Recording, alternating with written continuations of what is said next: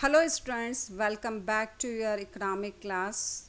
In the first two PPTs of the chapter, Sectors of Indian Economy, you learnt about the division of economic activities into primary, secondary and tertiary sectors. You also learnt about their share in GDP and employment.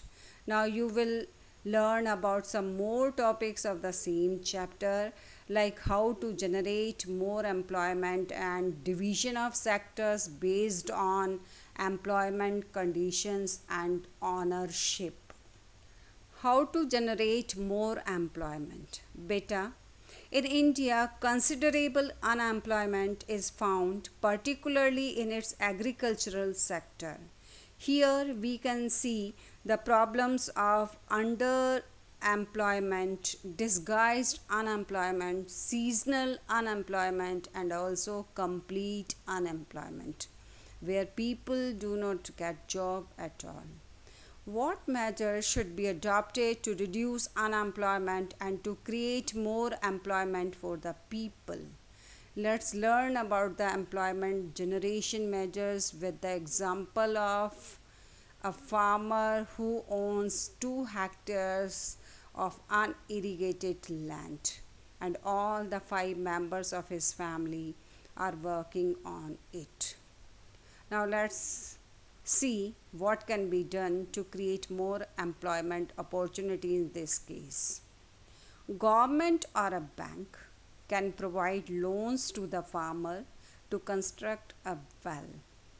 If he constructs the well with the help of bank loan, he can now irrigate his land and can increase his crop production. Now he can produce more than one crop in a year. Now he can produce gainful employment to more family members on this irrigated land. Besides this, if government constructs a dam and canal in that area, it will provide irrigation facility to many farmers living in that area. It will generate more employment in the agricultural sector of that area. Now, with increased facilities of irrigation, the farmer and other farmers would be able to produce more on their farmlands.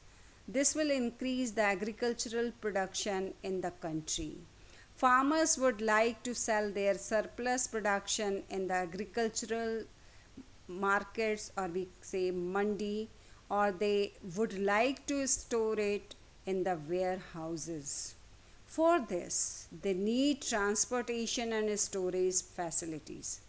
Hence, government should invest money for the construction of rural roads and to make provision for storage facilities.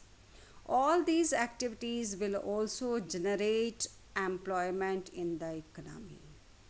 Apart from irrigation, the farmer also needs better seeds, fertilizers, pesticides, and agricultural implements.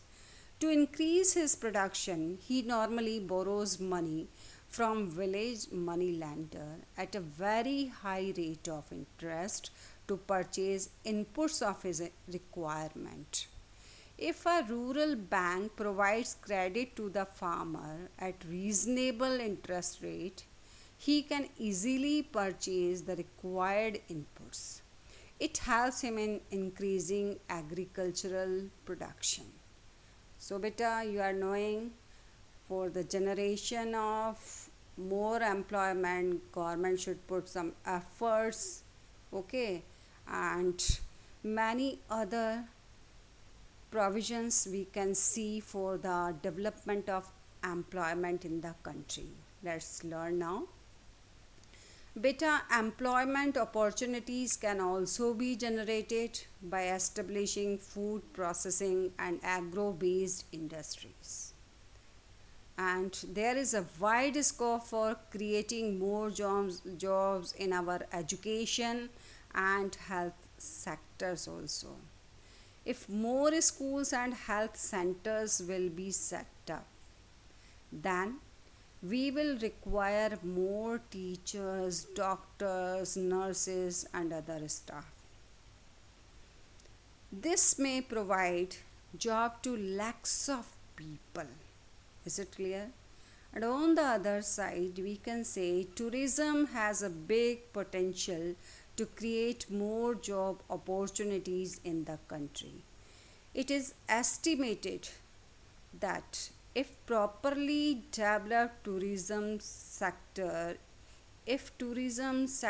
will be developed properly in India, it can provide additional employment to more than 35 lakh people. Only tourism can provide employment opportunities to lakhs of people.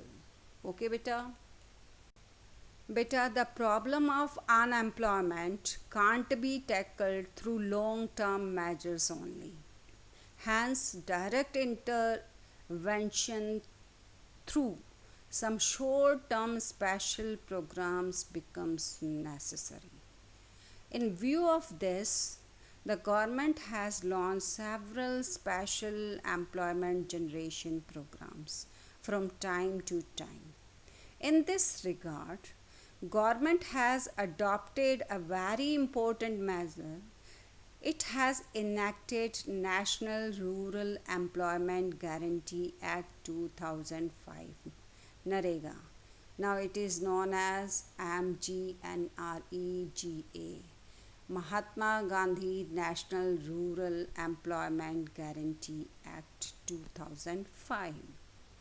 Beta, it provides 100 days guaranteed employment to at least one member of each rural household in a year. Okay? If the government fails to provide employment, it will give unemployment allowance to the people. On the basis of terms of employment and rules and regulations, economic activities can be classified into two sectors: organized sector and unorganized sector.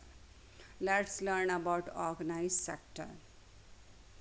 The sector which has come formal process and procedures, rules and regulations of work is termed as organized sector. Workers of organized sector enterprises get regular and assured employment. All such enterprises are registered by the government and they have to follow government rules and regulations.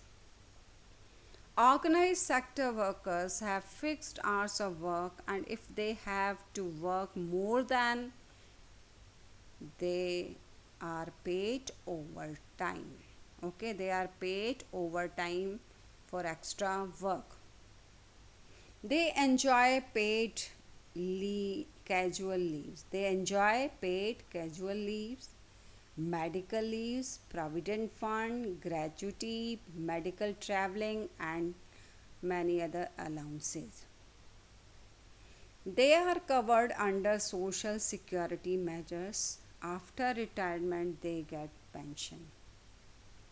Unorganized sector. The sector that does not follow any rules, regulations, and procedures is termed as unorganized sector.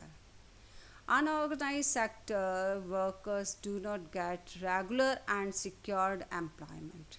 They get low wages and no social security measures are available to them. They do not have any paid holidays and they have to work in unhealthy work conditions for longer hours of work. On the basis of ownership of assets, the economic activities can be classified into two sectors: public sector and private sector. Okay, public sector. But this sector is owned and controlled by the government, and the aim of this sector is to provide welfare schemes for the public, means to provide help to the public. It works for the public welfare. Okay, and it provides basic facilities like water, electricity, etc. Railways, post and telegram, Reserve Bank, and Steel Authority of India are some of the examples of public sector. On the other hand, private sector is the sector which is owned by individual or group of individuals. The main motive of this sector is to earn more and more profit. Okay, it works only to gain profit. It provides consumer goods only. Okay, Infosys, Reliance, Jindal, Birla Cement, these are the examples of private sector. Okay, thank you, beta.